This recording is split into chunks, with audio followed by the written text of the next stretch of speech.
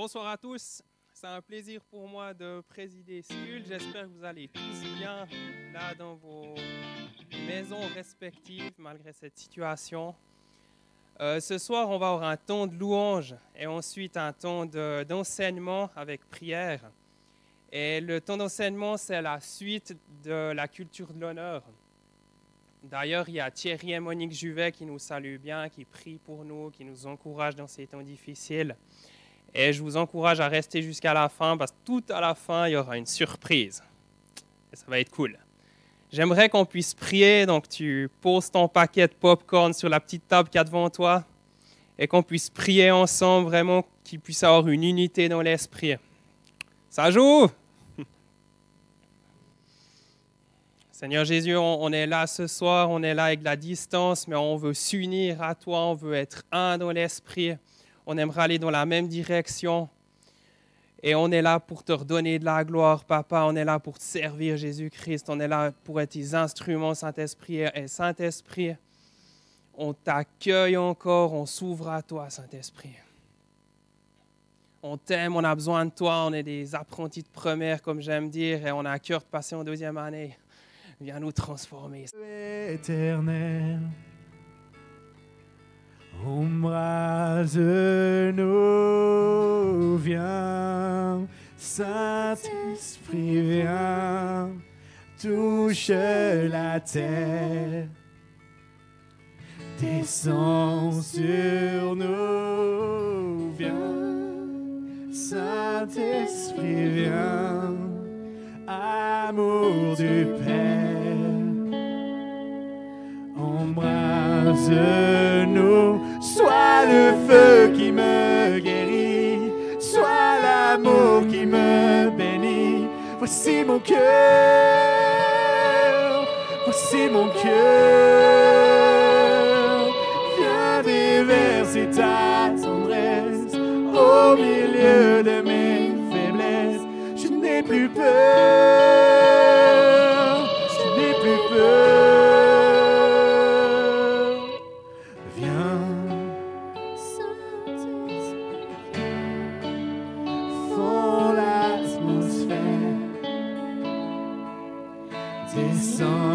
Sur nous, viens, Saint-Esprit, viens de ta lumière.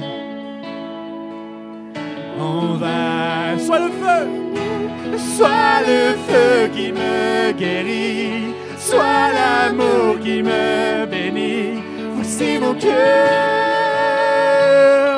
voici mon cœur.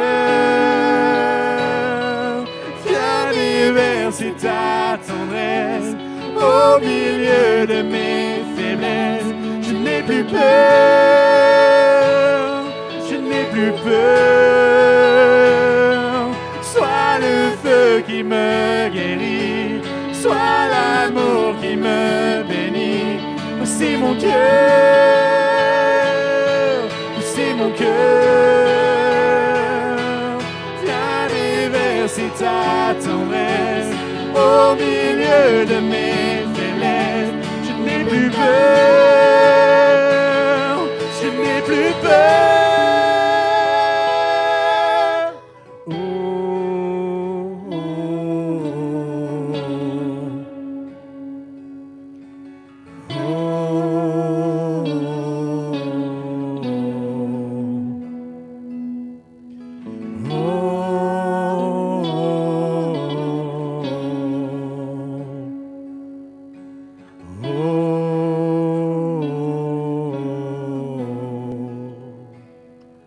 Une pluie de guérison pour notre génération.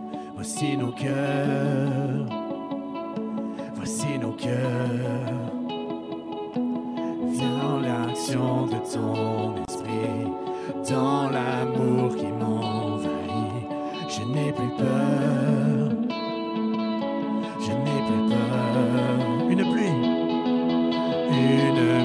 de guérison pour notre génération. Voici nos cœurs, voici nos cœurs. Dans l'onction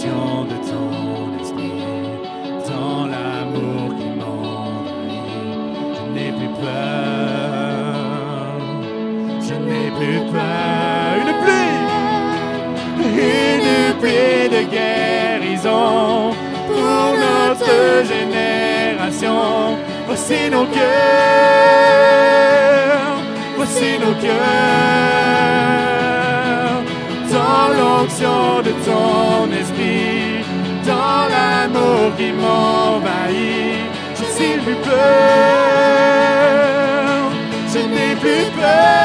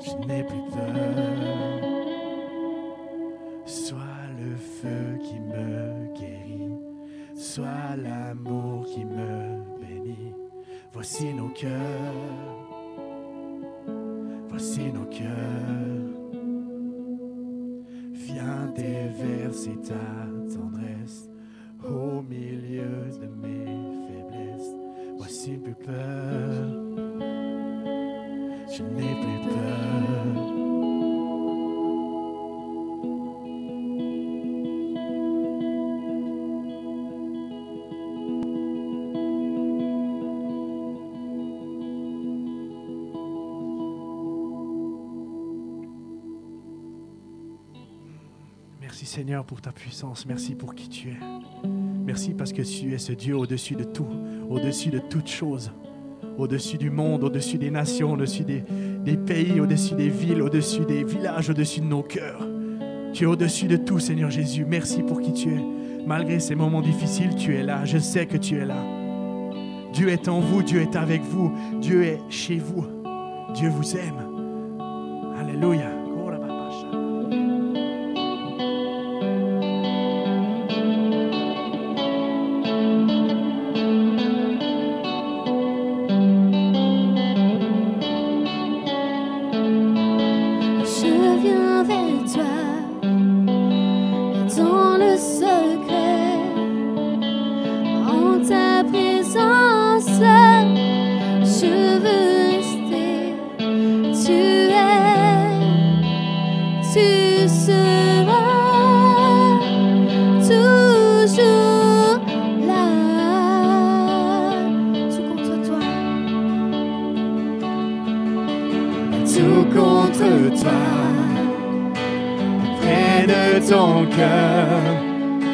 Je peux entendre ta voix, Seigneur. Tu seras toujours là. Ébloui devant toi, Seigneur.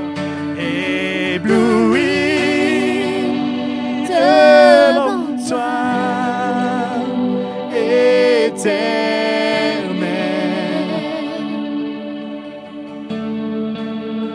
ébahi par l'amour de ton ciel. Je suis là à tes pieds, je viens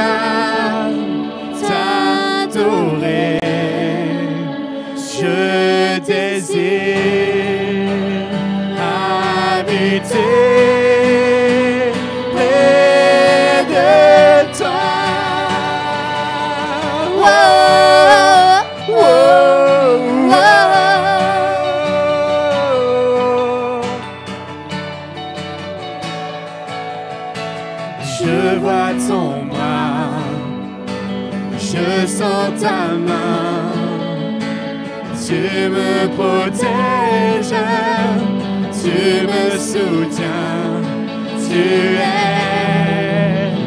tu seras toujours là. Ébloui devant toi, éternel.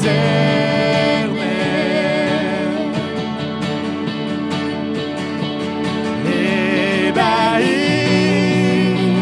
par l'amour de ton ciel.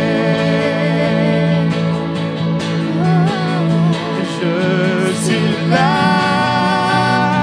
à tes pieds, je viens t'adorer, oui, je désire habiter près de toi.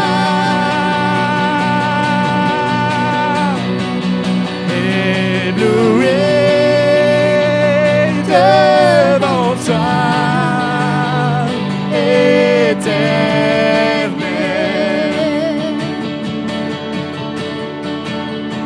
Ébahi par l'amour de ton ciel.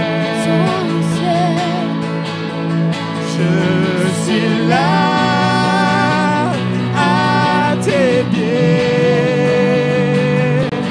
je viens t'adorer, je désire habiter près de toi.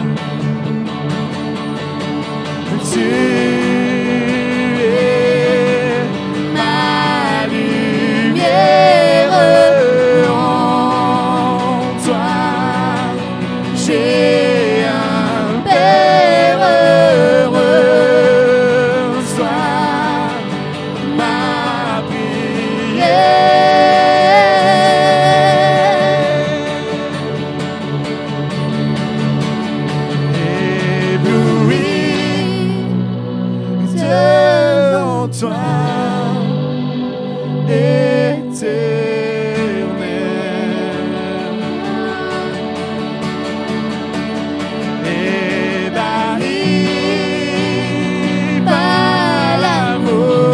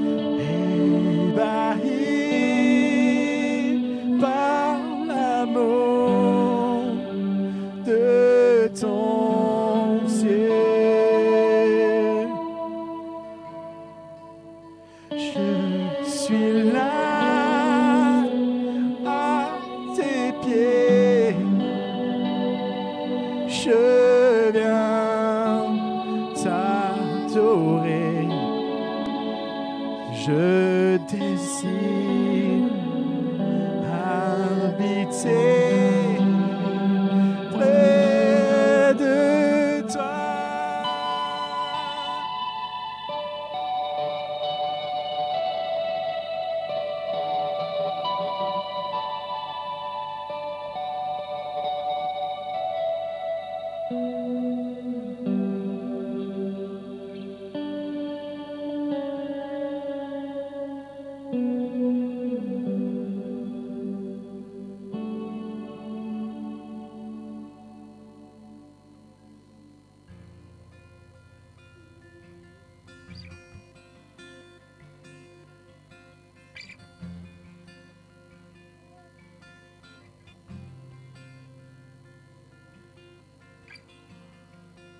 Oh, quelle paix dans ces moments, dans le calme de ta présence, quand le bruit faiblit et tu parles à mon âme.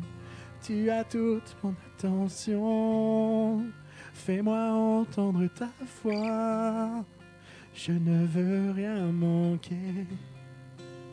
Seigneur, mon cœur désire plus de toi, mon cœur recherche ta face, alors je cède à toi.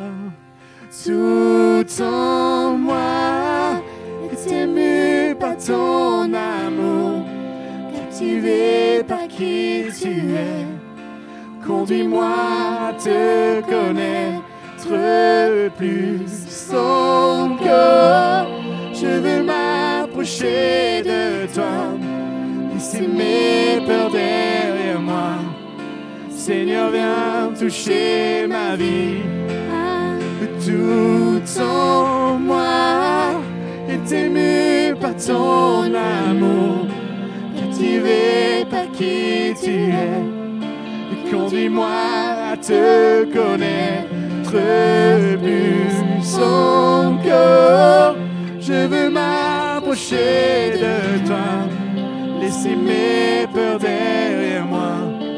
Seigneur, viens toucher ma vie à nouveau.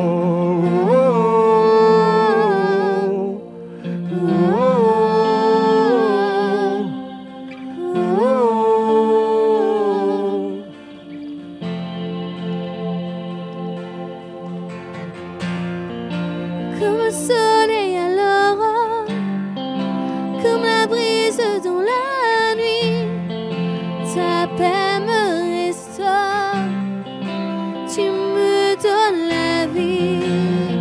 Il n'y a aucune hésitation dans ton amour, ton affection, oh rien n'est comparable. Seigneur, mon cœur désire plus de toi, mon cœur recherche ta face, alors je cède à toi. Tout en moi est ému par ton amour, captivé par qui tu es. Conduis-moi à te connaître plus encore. Je veux m'approcher de toi, laisser mes peurs derrière moi. Seigneur, viens toucher ma vie à nouveau.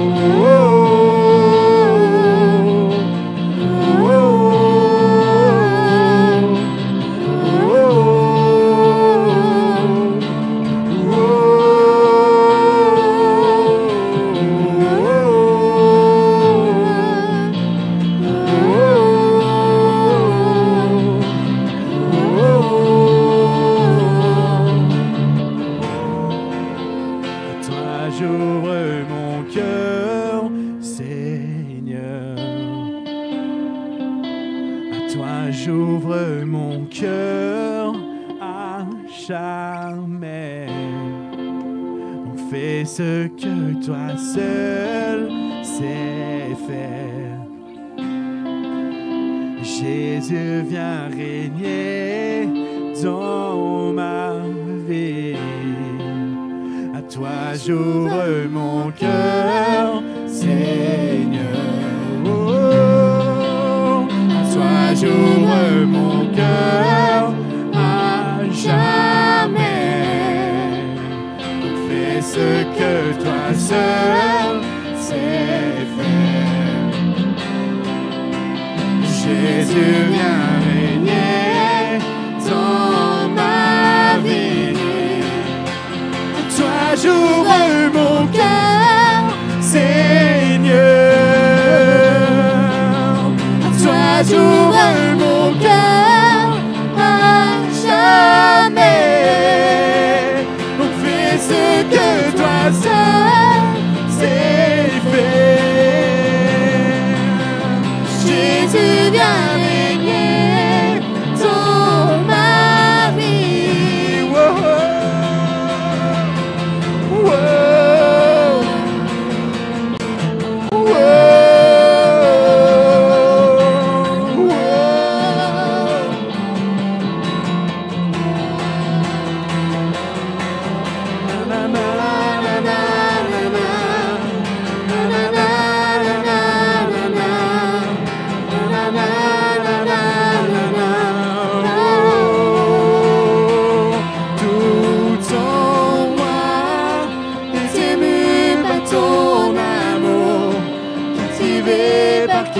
Tu es, conduis-moi à te connaître plus encore. Je veux m'approcher de toi, laisser mes peurs derrière moi. Seigneur, viens toucher ma vie, tout en moi est ému par ton amour. Captivé par qui tu es, conduis-moi à te connaître plus encore. Je veux m'approcher de toi, laisser mes peurs derrière moi. Seigneur, viens toucher ma vie à nouveau. Oh, oh, oh.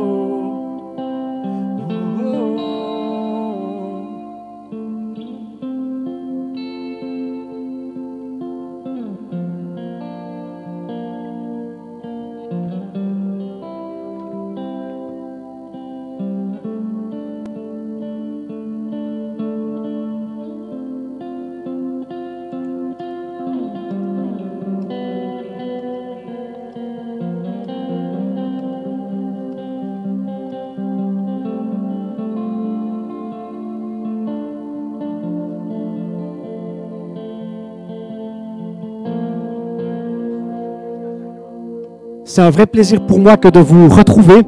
J'aurais évidemment préféré vous voir en chair et en os, mais à circonstances particulières, mesures particulières. Donc c'est depuis cette salle que je vais vous adresser quelques mots. Dimanche passé, Samuel nous a parlé d'argent. Aujourd'hui, on va retourner dans notre saison qui est la culture de l'honneur, mais vous allez le voir qu'on ne sera pas si loin que du thème que Samuel nous a dit dimanche passé. Le problème, c'est que le texte qu'on va partager ensemble est tellement connu que ça nécessite une petite mise au point. Pourquoi? Parce que souvent, avec les textes bien connus, on a tendance à sauter le texte et à directement aller à ce qu'on sait déjà du texte, à ce qu'on pourrait dire face aux questions. Et moi, j'avais envie ce soir de nous donner l'occasion de relire ce texte, de l'écouter, de se plonger dans ce texte avec un regard nouveau. Alors, je vous propose la petite mise en scène suivante. Je sais que de l'autre côté de cette caméra, il y a des parents. Donc, pour vous, ce sera très facile. Mais je sais aussi qu'il y a des gens qui ne sont pas parents. Alors, imaginez que vous êtes parents. Vous avez peut-être fermé les yeux. Imaginez que vous êtes parents. Que vous êtes parents d'un enfant, d'un jeune ou de plusieurs jeunes. Et je peux imaginer qu'en tant que parent, vous n'avez qu'un souhait, c'est que vos enfants réussissent leur vie, c'est que vos enfants aillent bien et tournent bien. si en plus vous êtes croyant, je peux aussi imaginer que comme parents, vous avez déjà prié le Seigneur pour que non seulement Dieu bénisse vos enfants, mais également pour qu'il les conduise, voire qu'il permette que vos enfants fassent des rencontres qui vont bouleverser ou bousculer leur vie, n'est-ce pas? Vous y êtes? Eh bien, ça tombe bien parce que ce soir, votre enfant, votre gamin, va précisément faire une rencontre qui va bouleverser sa vie. Et avec cette trame-là, je vous invite maintenant à écouter ce texte. Alors, un jeune homme s'approcha de Jésus et lui demanda: « Maître, qu'est-ce que je dois faire de bon pour avoir la vie éternelle ? » « Pourquoi m'interroges-tu sur ce qui est bon ?» lui répondit Jésus. « Un seul mérite d'être appelé bon, c'est Dieu.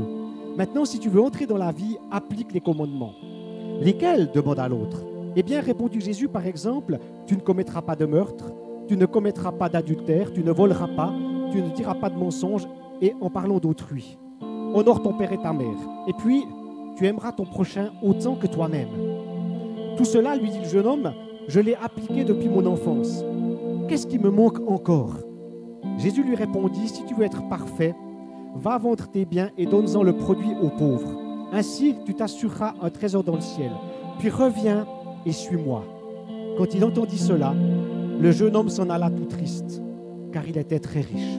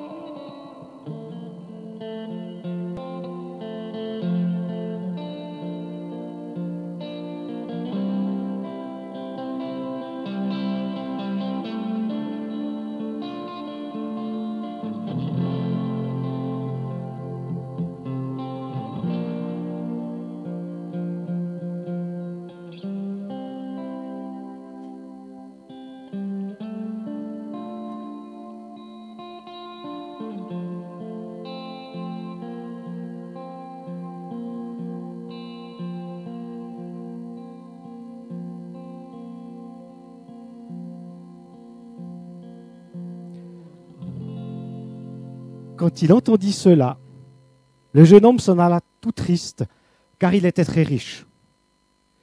Manifestement, Stéphane, il doit y avoir une erreur de casting là. Cette histoire ne peut pas être la mienne, ni celle de mon gamin, parce qu'en fait, moi, je n'ai pas d'argent. Donc là, tu as dû te tromper quelque part. Vous savez, on peut être riche de toutes sortes de manières, et pas seulement financièrement. On peut être riche de relations.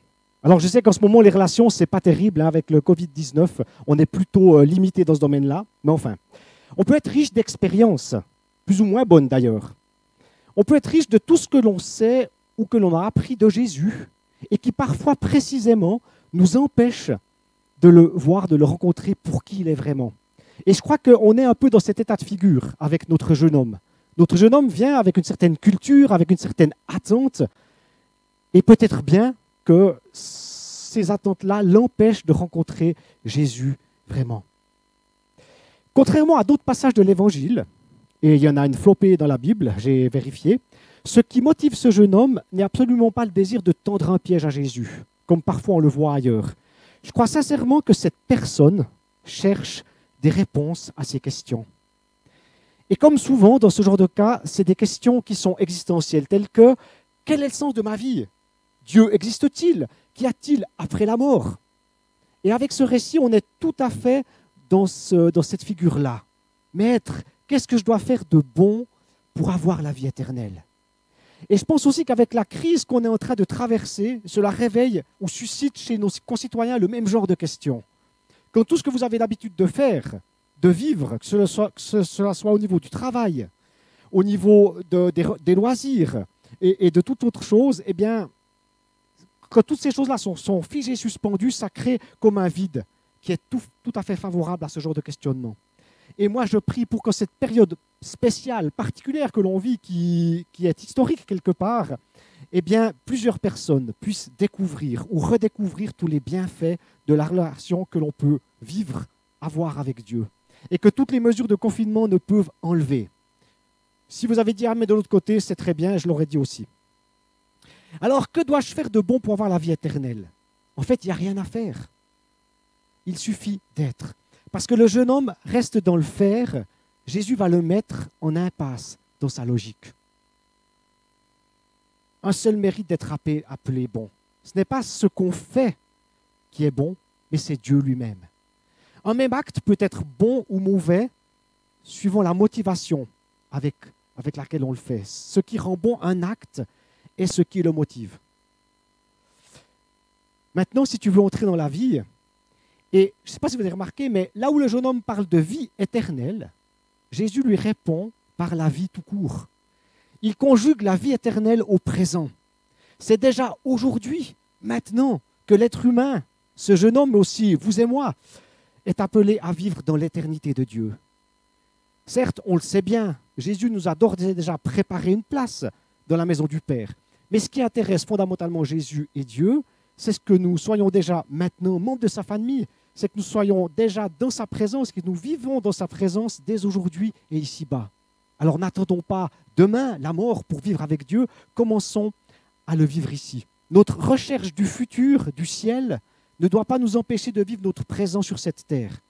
C'est ce que Jésus rappelle au jeune homme. Et puis, Jésus le renvoie à sa tradition, à ce qu'il connaît le mieux, c'est-à-dire, en tant que juif, aux commandements. Jésus n'est pas venu pour apporter des commandements plus hauts que ceux du judaïsme, mais pour proposer une autre manière de voir et de vivre ces commandements.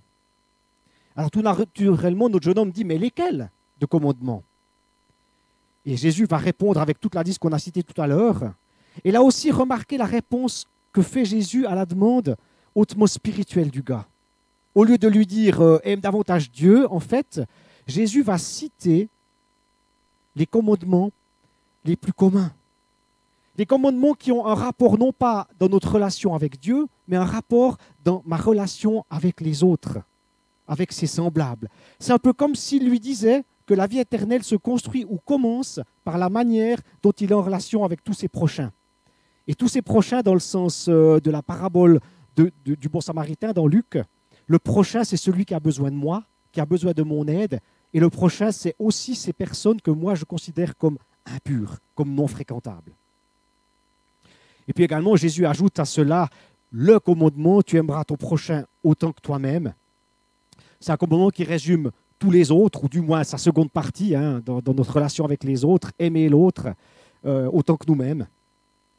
Et pour Jésus, l'amour du prochain, ce n'est pas une question de sentiment, mais c'est une question d'engagement, pour lui permettre de grandir dans toutes les dimensions de sa personne. Et Jean 15, 13 nous le rappelle, il n'y a pas de plus grand amour que de donner sa vie pour ses amis, pour ses prochains. Comme on a eu l'occasion de traiter ce thème durant toute une saison, 40 jours pour mieux aimer, vous vous rappelez, je ne vais donc pas y revenir maintenant. Tout cela, lui dit le jeune homme, je l'ai observé depuis mon enfance. Et c'est vrai qu'à partir de là, les interprétations divergent quant aux motivations du jeune homme. Pour la plupart des commentateurs que j'ai consultés, le jeune homme fait la preuve au mieux de naïveté, au pire de propre justice ou d'orgueil. Et quelqu'un disait, c'est vrai, il faut être bien jeune pour dire que l'on a observé tous les commandements, car qui peut dire qu'il a aimé son prochain parfaitement comme lui-même? Un jeune homme croit que l'amour est important, et un vieillard sait que l'amour est difficile. Je vous ramène aussi à Jean 8, dans l'épisode de la femme pécheresse surprise en flagrant délit d'adultère, au moment où Jésus dit que celui qui n'a jamais péché jette la première pierre, eh bien les premiers à s'en aller seront les vieillards, qui ont bien compris que c'est difficile. Mais d'autres commentateurs suggèrent, eux, que la réponse du jeune homme n'est pas malicieuse ou dénuée de sens. D'ailleurs, dans le même passage que Marc reprend dans son évangile, il précise que, l'ayant regardé, Jésus l'aima. Et je pense que si Jésus l'aime, il n'est pas en train de le critiquer. Écoutez plutôt ce petit témoignage. Certains d'entre vous le savent, déjà peut-être, je suis en train de suivre une formation continue à l'UNILE-PFL, comme ça j'aurai au moins mis une fois dans ma vie les pieds à l'université, un jeudi par mois durant 8 mois. Formation qui traite des communautés religieuses, pluralisme et enjeux de société. Vous n'êtes pas à de retenir le titre, je vous rassure. Et dans ce cadre-là, nous côtoyons des personnes de tradition réformée, catholiques romaines, catholiques chrétiennes, anglicanes, musulmanes, juives et aussi évangéliques, bien sûr. Et après 2 modules consacrés aux liens que les confessions ont avec l'État, aussi par rapport au dialogue interreligieux, tous les autres modules nous font découvrir les différentes confessions en présence. Et bien entendu, on a aussi parlé de la présence juive dans le canton, et j'ai appris beaucoup de choses sur eux. Outre le fait que ce sont des gens très attachants, vraiment, vraiment, les amis juifs que je côtoie là-bas sont très attachants, j'ai découvert que la manière la plus élevée pour eux d'honorer Dieu, en tout cas pour les juifs qui sont pratiquants, c'est de respecter tous les commandements donnés par Dieu, avec évidemment toute la difficulté qu'il y a pour eux de bien les comprendre. En fait, si tu respectes le commandement à la lettre, c'est comme ça que tu honores le mieux Dieu. Interpréter, puis ensuite appliquer de la bonne manière telle ou telle prescription. C'est jamais simple, parce que là où il y a 2 juifs en général, il y a au moins 3 avis. Donc, ce n'est pas simple. Mais j'ai senti le réel désir de plaire à Dieu et de l'honorer, par l'observation stricte des commandements. Alors moi, je crois que Jésus voit donc dans ce jeune homme un juif fidèle qui aspire à la vie éternelle, qui s'efforce de garder la loi, la seule voie qui lui a été enseignée jusqu'ici, mais qui se rend compte qu'il lui manque quelque chose. Et Jésus ne met pas sa sincérité en doute, il va juste lui indiquer ce qui lui manque. En fait, ce qui te manque, fondamentalement, c'est de me suivre. Ce qui manque à ce jeune homme, c'est de le suivre lui, Jésus. Et Jésus lui répondit, si tu veux être parfait, va vendre tes biens, donne-en le produit aux pauvres, ainsi tu t'assureras un trésor dans le ciel, puis reviens et suis-moi. Il y a une autre traduction qui dit, si tu veux aller jusqu'au bout, si tu veux aller jusqu'au bout. Jésus radicalise le commandement. Il le rend plus exigeant encore, pas pour décourager le gars ou pour l'humilier, mais pour lui faire comprendre qu'il ne pourra pas s'en sortir par ses propres forces. Et aussi pour lui montrer que l'engagement à suivre Jésus est un engagement total, non négociable, qui ne peut être partagé avec d'autres choses, surtout s'il s'agit de richesse. Et je vous rappelle, ou je vous renvoie à ce que nous a dit dimanche passé Samuel, il nous a rappelé l'impossibilité de suivre 2 maîtres. Nul ne peut être en même temps au service de 2 maîtres, car ou bien il détestera l'un et aimera l'autre, ou bien il sera dévoué au premier et méprisera le second. Vous ne pouvez pas servir en même temps Dieu et l'argent. Quand il entendit cela, le jeune homme s'en alla tout triste, car il était très riche. Le jeune homme riche a abordé Jésus dans la quête d'une justice supérieure, dans la quête de quelque chose à faire de plus que les commandements pour obtenir la vie éternelle.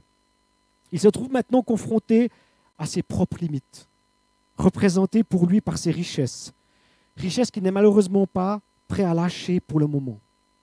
Le renoncement à ses biens est pour lui la condition pour pouvoir suivre Jésus, car tant que son cœur y reste attaché, il n'aura pas la disponibilité intérieure nécessaire.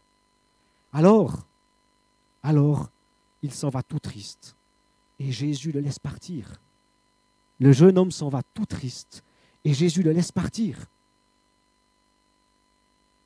Ça va pas, non? Depuis le temps que je prie pour mon gamin, pour qu'il fasse une rencontre décisive avec Dieu. Et maintenant qu'il rencontre enfin Jésus, non seulement ce Jésus est quand même pas très sympa avec lui, hein, que l'idée de vouloir qu'il vende tout, et en plus, il le laisse partir. Je te préviens, hein, mon gaillard, des occasions comme ça, il n'y en aura pas 15 000. Hein. Alors je ne comprends absolument pas du tout pourquoi tu le laisses filer. Il ne fallait pas que tu le retiennes, même contre son plein gré. C'est quand même incroyable, ou bien? Je ne sais pas si vous avez senti toute la frustration, toute la détresse, toute la colère de ses parents qui avaient espéré beaucoup, qui avaient espéré beaucoup plus de cette rencontre et qui sont maintenant déçus, découragés. Est-ce que Jésus, lui, est déçu ou découragé ou triste de la réaction du jeune homme? C'est ce que j'ai longtemps pensé. Mais en fait, si je suis honnête, c'est ma propre réaction à la lecture de ce texte que j'ai directement projeté sur Jésus ou sur Dieu. Un peu comme ses parents. La perspective d'une rencontre avec Jésus a créé une certaine attente, une certaine espérance, pour ne pas dire une espérance certaine. Alors quand la rencontre se solde par le départ de leur progéniture, eh bien forcément, ils sont un peu déçus, frustrés, voire fâchés. Alors comprenez-moi bien ici. Je ne dis pas que Dieu est indifférent. Je ne dis pas que Dieu ne manifeste aucune émotion. Mais cela ne l'empêche pas de rester ouvert. Parce que Dieu nous aime inconditionnellement. Cela veut dire que son amour ne peut être influencé même par nos fuites en avant ou par nos dérobades. Dieu nous aime, qu'on y réponde ou qu'on n'y réponde pas. Dieu reste sur ce terrain de cet amour inconditionnel. Et dans notre passage de ce jour, le texte est très clair. Si le jeune homme s'en va tout triste, il ne mentionne pas quelle émotion anime Jésus au moment où il le laisse s'en aller. Alors, est-ce que Jésus serait content? J'en sais rien, le texte ne dit rien, il est muet là-dessus. Mais permettez-moi toutefois, courtement, de vous livrer 2 réflexions. Et si Jésus était confiant, je n'ai pas dit content, confiant que ce qui a été semé dans ce jeune homme va finir par éclore. Ésaïe 55 nous le rappelle, il en sera de même de la parole que j'ai prononcée. Elle ne reviendra jamais vers moi à vide, sans avoir accompli ce que je désirais, et sans avoir atteint le but que je lui ai fixé, déclare l'Éternel. Confiant de ce que la correction ou la tristesse peuvent produire dans le cœur de l'être humain et dans le cœur de ce jeune homme. Certes, sur le moment, une correction ne semble pas être un sujet de joie, mais plutôt une cause de tristesse. Mais par la suite, elle a pour fruit, chez ceux qui ont ainsi été formés, une vie juste, vécue dans la paix. Ça, c'est Hébreux 12 qui nous le dit. Et 2 Corinthiens 7, en effet, la tristesse qui est bonne aux yeux de Dieu produit un changement d'attitude qui conduit au salut et qu'on ne regrette pas. La tristesse du monde, elle, produit la mort. Confiant enfin en la capacité du jeune homme de rebondir. Jésus sait ou Jésus croit que le jeune homme a reçu suffisamment de ressources ou d'éléments qui vont lui permettre de rebondir, de cheminer dans ses réflexions avec Dieu et pourquoi pas, plus tard, de revenir vers Jésus et de le suivre. Faire confiance, même à ceux qui s'en vont, c'est aussi une manière de les honorer. De les rendre libres ou de les laisser libres de leur choix, de leur conviction, de leur croyance, est une très grande marque de respect, ce que Jésus n'a pas manqué de faire ici, dans notre texte.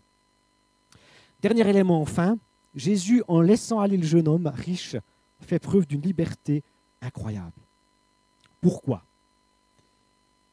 Moi, si je vous invite à souper à la maison et que, à la suite de différentes circonstances, vous ne venez pas, je serais un peu déçu et fâché. Et si vous étiez à ma place, peut-être que vous auriez quelques peines à me croiser dans la rue parce que vous savez que vous n'êtes pas venu, vous n'êtes même pas excusé et vous savez peut-être que je serais fâché. Et parfois, j'ai tendance à appliquer cela avec Dieu. Mais précisément parce que Jésus laisse partir le jeune homme libre, sa liberté est totale. De la même manière qu'il l'a laissé partir, de la même manière, Jésus est toujours là à nous attendre. Jésus nous attend, il t'attend. Et lui n'est pas fâché de ce que tu es parti, il est là, il t'aime. Que tu reviennes ou pas, Jésus t'aime. Mais si tu reviens, alors sache qu'il est là pour toi. Et cette liberté est absolument incroyable. Tu peux t'en aller. Ce n'est pas un problème pour moi, dit Jésus. Cela ne va pas m'atteindre dans mon identité. L'identité de Jésus ne dépend pas de la réponse qu'on lui donne ou pas, sinon il serait mal en point le pauvre. Mais de la même manière que je te laisse aller en pleine liberté, de la même manière je te permets de revenir vers moi toujours dans cette pleine liberté. Pour moi, ta fuite ne signifie pas que je t'ai fermé la porte, bien au contraire. Celle-ci reste toujours ouverte, 24 heures sur 24. Quand tu le veux, tu peux revenir vers moi, allégé d'un fardeau trop lourd à porter sur tes épaules. Voilà ce que Jésus nous dit au travers de cette histoire. Voilà ce que le jeune homme riche nous dit au travers de cette histoire. Et maintenant, j'aimerais vous laisser deux questions. Deux questions pour aller un peu plus loin dans votre réflexion. Je ne suis pas là pour voir ce que vous allez en faire, mais j'ai confiance que Dieu va faire en vous, va accomplir ce qu'il a décidé de faire. Les deux questions sont les suivantes. Veux-tu revenir à moi et me suivre, c'est-à-dire devenir mon disciple?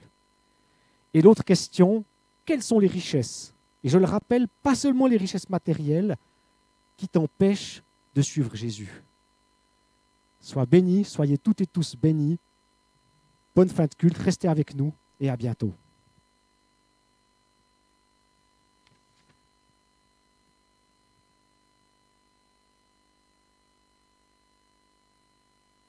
Voilà, donc je t'encourage à prendre juste un moment de silence, un moment calme derrière ton ordinateur et que tu puisses méditer ces deux questions que Stéphane a données. Quelles sont les richesses que tu peux lâcher, que tu as de la peine à lâcher pour t'approcher de Christ, et est-ce que tu veux devenir son disciple?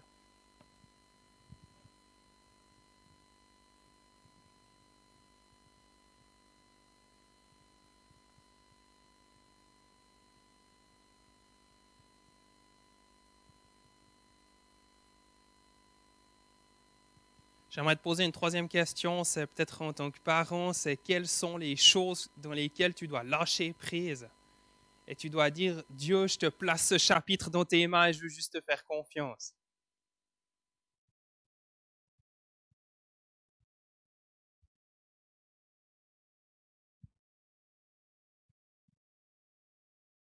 Quand j'étais plus jeune, j'ai lu ce texte et je me suis dit, ça va pas. C'est trop dur, je comprends pas, c'est pas le texte que je préfère. Et j'aimerais juste reprendre certains aspects que Stéphane il a partagé avec mon témoignage, que ce que j'ai compris au travers de ce texte. Peut-être que c'est faux, mais en tout cas, Dieu il a pu utiliser ça pour m'amener plus loin. C'est en fait cet homme, comme Stéphane a dit, il vient devant Jésus et il dit qu'est-ce que je dois faire? Et il y a vraiment le mot devoir et le mot faire. Et j'ai l'impression que Jésus, parce que franchement, comme il répond, je m'excuse, mais ouais, voilà quoi. Il y a plein de passages dans la Bible où il dit que pour être sauvé, il faut il faut croire dans son cœur, confesser de sa bouche, le Seigneur Jésus, on sera sauvé. Et là, il lui balance la loi dans les dents. Et en fait, je crois que Jésus-Christ, au moment où le jeune homme il est venu, il a discerné que dans son cœur, il venait demander qu'est-ce qu'il fallait faire comme œuvre, comme acte pour être sauvé. Et qu'il voyait qu'en fait, c'était une personne qui essayait d'être sauvée par les actes.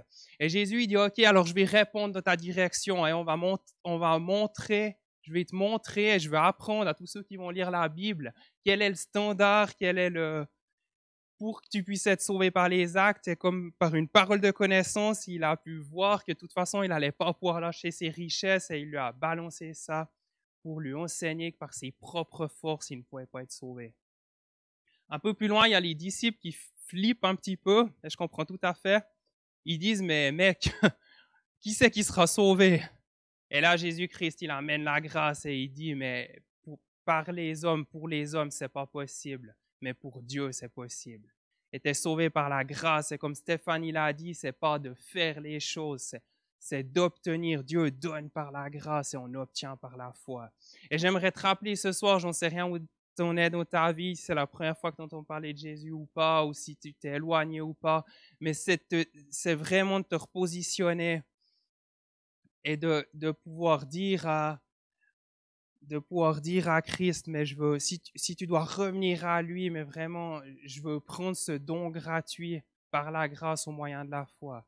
Je veux croire, et comme la Bible, elle dit, c'est de confesser, et je t'encourage à le faire à ta place si tu as besoin de le faire, de dire, Seigneur Jésus, je remarque que j'ai fait des fautes dans ma vie et je te demande pardon pour mes fautes, même que j'ai payé mes impôts, même que j'ai bien étudié mes vocabulaires d'allemand, même que j'ai été excellent, j'ai pas été parfait.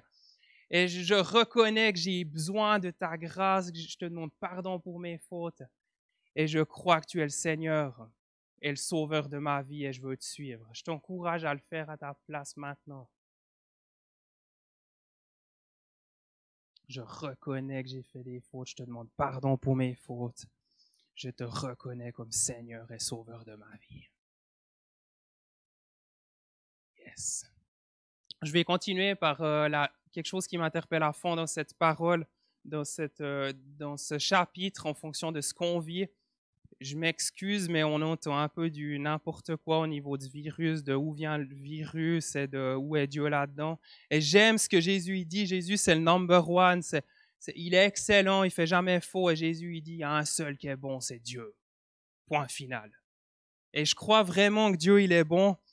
Et on entend beaucoup de choses qui me semblent pas justes. Et j'aimerais juste rappeler, je veux pas donner des exemples, je veux pas juger ou comme ça, mais que Dieu, il est bon et qu'on peut pas prendre n'importe quelle situation ou n'importe quel verset, même l'Ancien Testament, il y en a, on peut prendre d'autres pas, et les appliquer à un autre contexte parce que Christ, il a fait son œuvre à la croix et parce que maintenant on est dans la période, la dispensation de la grâce et c'est extraordinaire parce qu'on a une relation avec Dieu, on a une proximité avec Dieu, on a quelque chose avec Dieu qu'ils n'avaient pas avant. Dieu, c'est notre papa et on est ses enfants. Et c'est extraordinaire et j'aimerais vraiment t'encourager à te tenir dans la prière face à ce virus parce que je crois que l'Église, elle a réellement sa place à prendre face à ce virus, la politique aussi, mais l'Église doit prendre sa place surtout au niveau spirituel. Et je crois qu'on est dans un monde déchu où il y a les catastrophes naturelles, il y a les épidémies, les maladies et que l'Église, elle a son rôle à jouer. Elle doit prendre cette autorité qui lui a été déléguée au nom de Jésus, elle doit se lever dans la prière. Et je t'encourage cette semaine vraiment à prendre des temps, c'est le point numéro 1, à comme combattre spirituellement ce virus dans le nom de Jésus-Christ. Et je crois que si l'Église Impact et l'Église de la Terre se lèvent dans la prière, il va réellement avoir une différence. Et je t'encourage encore dans ces temps parce que tu sais, on peut passer notre journée à regarder le téléjournal et voir les mauvaises nouvelles. On peut essayer de faire des grandes théories de pourquoi il y a le virus et qu'est-ce que fait Dieu, puis que c'est des grosses punitions parce que les non-croyants, ils sont tellement mauvais et tout ce qu'on entend. Ou alors tu peux dire, mais qu'est-ce que je peux faire pour faire la différence dans cette situation? Et je t'encourage dans cette situation à te dire, je veux prier, tu puisses prier pour que le plus possible puisse rencontrer Christ. Parce qu'il y a tout qui est ébranlé. Il y a tout qui est ébranlé et il y a des fondements qui s'ébranlent et les gens se posent des questions. Et qu'on puisse prier que le plus de personnes puissent se tourner vers le Seigneur des Seigneurs, Jésus-Christ, qui lui seul a tout le temps raison et dit Dieu est bon et c'est le seul qui est bon. Et la troisième chose, je t'encourage à te poser des questions de qu'est-ce que tu peux faire différemment dans ta vie, dans cette période de semi-confinement d'utile. OK? Ça peut être finir ta déclaration d'impôt, par exemple. Mais ça peut aussi être prendre des temps avec Dieu, ça peut être appeler des personnes, ça peut être prier pour des personnes. Il y a Elena et Sylvain qui m'ont appelé cette semaine pour prier pour moi, ça m'a touché, c'est extraordinaire. Je sais que ma maman, elle appelle des gens tous les jours et je sais qu'il y en a des autres qui font des choses extraordinaires. C'est des exemples, je vous bénis, vous êtes super. Et qu'est-ce que tu peux faire, toi, pour faire une différence dans ce semi-confinement? Je crois que tu peux faire une réelle différence. Voilà, je ne veux pas prolonger beaucoup plus. On va avoir une surprise, donc comme on a dit avant. Je veux juste, avant cette surprise, ensuite il y a la surprise et c'est terminé, te souhaiter vraiment la bénédiction là où tu es, la pleine bénédiction, te souhaiter une belle semaine, tu es précieux, tu es important et tu as beaucoup de valeur. À bientôt.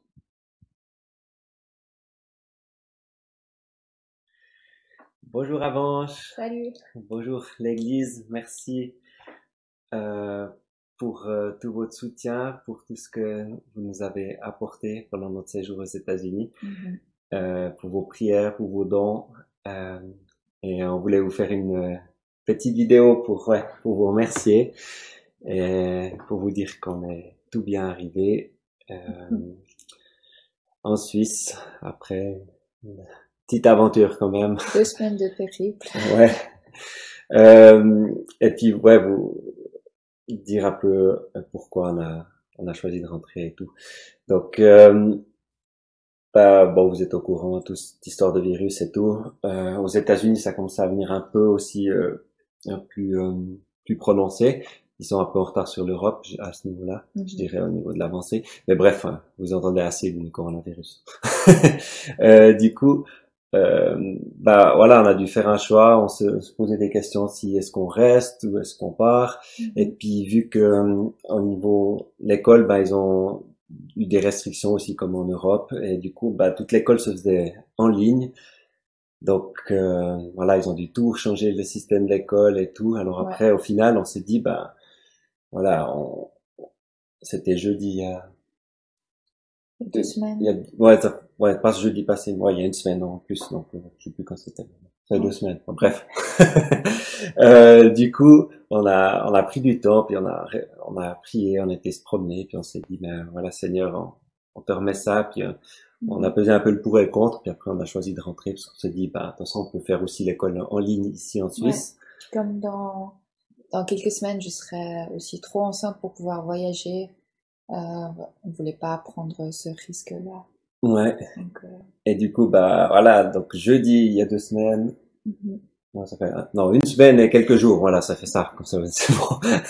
On a décidé de rentrer, et depuis ce jeudi-là, on a pris les avions, mais à chaque fois qu'on voulait prendre les avions, ben, ils se faisaient annuler au fur et à mesure, et puis c'était tout un schmilblick pour réussir à prendre l'avion, mais voilà, après des heures de téléphone, et puis on a vécu une semaine un peu, je dirais, un peu stressante, mais en même temps dans la paix. Puis il y avait une joie, on avait tout d'un coup cette joie et puis cette envie de rentrer en Suisse. Et puis bah c'était un peu un peu quand même stressant. On avait de la peine à dormir ou des choses comme ça, mais au final, bah on est arrivé sain et sauf. Et puis c'était un temps spécial, on devait garder nos yeux fixés sur Jésus, et puis garder la joie, garder la paix, lui faire confiance que peu importe qu'on puisse rentrer ou pas, c'est lui qui gère. Et puis et puis on a eu un truc trop beau qui s'est passé, donc je sais pas si peut-être mes parents ont partagé déjà, je sais pas, mais le soir avant qu'on pouvait partir, du coup on a eu un arc-en-ciel, c'était exactement comme notre mariage. On a eu cette bel arc-en-ciel le soir avant pour dire que tout irait bien, même si à notre mariage pas tout s'est passé comme on avait espéré, mais au final tout était bien pour nous, tout était excellent. Et puis là c'est la même chose, on a eu ce beau arc-en-ciel, et puis c'est un symbole aussi pour Marie-Louise qui est vraiment touchant, extraordinaire, c'est comment Dieu lui parle. Et puis aussi quelqu'un de l'église qui a aussi prié, et puis qui a reçu qu'on allait rentrer vendredi, alors que il savait pas du tout notre situation. C'était Marie qui a reçu une parole pour nous, ça nous a beaucoup encouragé aussi d'entendre de lui, donc c'était on était réconfortés. On était réconfortés par ces signes de Dieu, et puis on savait qu'on allait rentrer. Ça c'est pour la rentrée, puis tu voulais partager. Dans cette période un peu difficile, je sais pas comment tout le monde le vit, je sais que vous avez mis des choses en place pour le culte, pour continuer à encourager la communauté, et puis c'est super, on est super fiers de vous. Et puis je voulais juste vous encourager et vous dire que Jésus n'est pas surpris par ce qui se passe, Jésus n'est pas dépassé par ce qui se passe. La parole dit dans Éphésiens 1 qu'il est assis au-dessus, dans les lieux célestes, au-dessus de toute domination, principauté, pouvoir et autorité de ce monde, et au-dessus de tout autre nom. Donc Jésus est au-dessus du coronavirus. Et je vais vous encourager pendant ce temps à élever le nom de Jésus dans vos louanges, dans vos prières, dans vos déclarations de foi. Et puis à l'école, on est encouragé à prendre du temps pour en fait être la lumière, sceller lumière dans ce monde. Alors on doit respecter les distances sociales et ce que le gouvernement demande. Ça, on vous encourage aussi à le faire, mais il y a plein de moyens créatifs de pouvoir encourager les gens, de pouvoir juste en fait prendre du temps avec le Saint-Esprit pour lui demander qui encourager. Et il y a des gens qui ont peur, il y a des gens qui sont malades, et puis c'est le moment que l'Église en fait soit lumière et sel.